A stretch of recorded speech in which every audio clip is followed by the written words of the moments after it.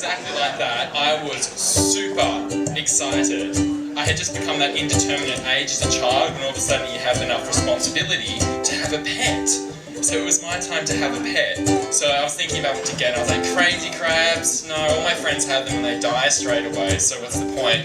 My dad was also conveniently allergic to both cats and dogs, although I know he had 2 dogs as a teenager, so I'm not sure what the story is there. I was thinking about getting rabbits for a time, and then I saw some of those little rabbits, the dwarf rabbits, those red beady Satan eyes, and I just thought they were kind of creepy, so I decided what I was going to get. I was going to get guinea pigs.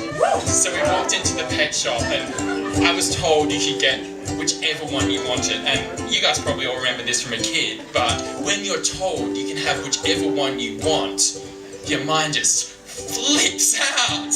And there was black ones, and there was white ones, and there was brown ones, and there was grey ones, and then all of a sudden I saw the one I wanted. He was a big guy in the corner. He was black and white and grey and brown. He was like the pimp daddy of all the guinea pigs. And I took him and I held him and I was like, and I named him the best name my 8-year-old mind could come up with, and that was Dinky. So we took Dinky the guinea pig home and gave him a good home, but then we decided we need to get him a friend because, do you know, guinea pigs are actually very social animals and they get depressed if they don't have a friend. That's actually true. So we went back to the pet shop again and I looked in the cage and there was no guinea pigs present. There was lots of rabbits jumping about and I was like, oh, I might have to get a rabbit then.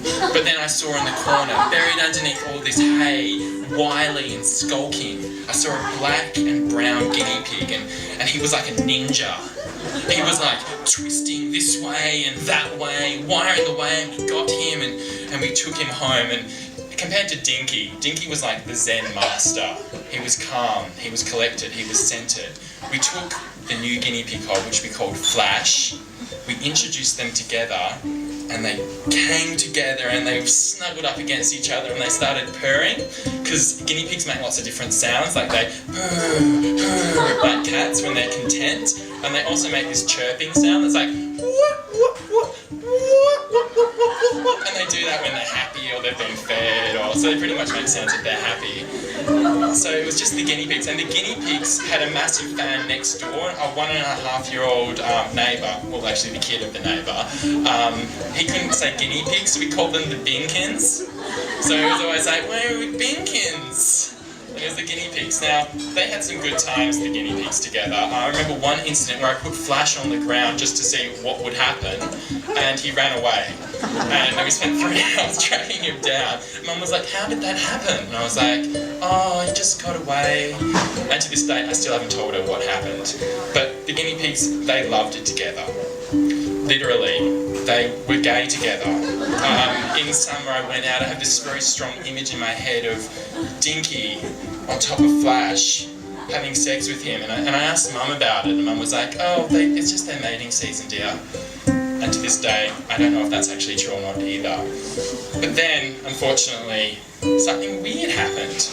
I picked up Dinky one day and he had this kind of growth growing out on his chest. It was like an egg sac or something. And I was like, what is it? What does it mean? What is the meaning of this growth? So it was kind of weird because they hobbled over it when they walked. So it kind of dragged along the ground. I was like, ugh. So we took them to the vet. The vet looked at it and the vet was like, yes, it's actually very common in guinea pigs. Look, we could operate and get it removed, but the chances of them being surviving putting under anaesthetic it's really low and it's not really worth it. And of course, you know, the surgery was $400. Dinky was only $10. Flash was $8. So not meaning to put a value on life here, but that was kind of the direction it was going in. And even as a kid, I was just like, it's not worth it. And the vet said, look, they don't really seem like they're in any pain, so maybe just let them live it out, see what happens. So we're like, okay. And so we took them home, and well, unfortunately, it was a bit much for them. Flash. One day we knew he was dying because we went outside and we looked into the cage and he was lying on his side wheezing, and this crust had gone over one of his eyes. Flies were crawling all over him. And I was like, oh. And it seemed that, his ninja skills weren't enough to save him from his own mortality. So Mum got him and cleaned him up and bathed him. And me being at this stage I was like 11, being an idealistic little kid, I was like, no, I'm going to make him a lush little bed, a death bed for him to lie on, made out of grass and dandelion, all the things guinea pigs love. And so I went and collected all this stuff, put it down, and then Dinky ate it. So it was kind of like the circle of life.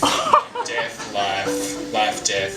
So Flash passed away the next day, and then it was just Dinky and us. And a few months later, I had him out and he was eating. And I just need to stress they would never look like they were in any pain during any of this. I looked at him from behind, and there was something moving in the growth.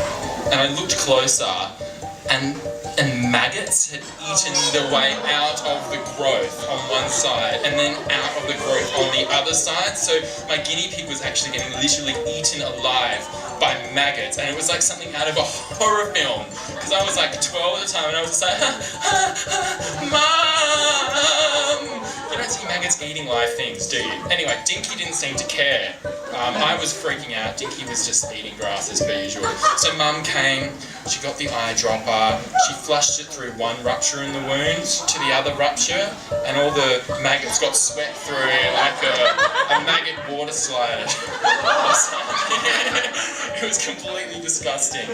So then we sanitised the wound, we patched it up, we took him back inside, and although as resilient as Dinky was, it was a bit too much for him, and a few months later, he passed away peacefully. And even as a little kid, I kind of knew already that it was better that he went this way, that he went out peacefully, as opposed to getting eaten alive by maggots, because I think in the end that's something we should all hope for.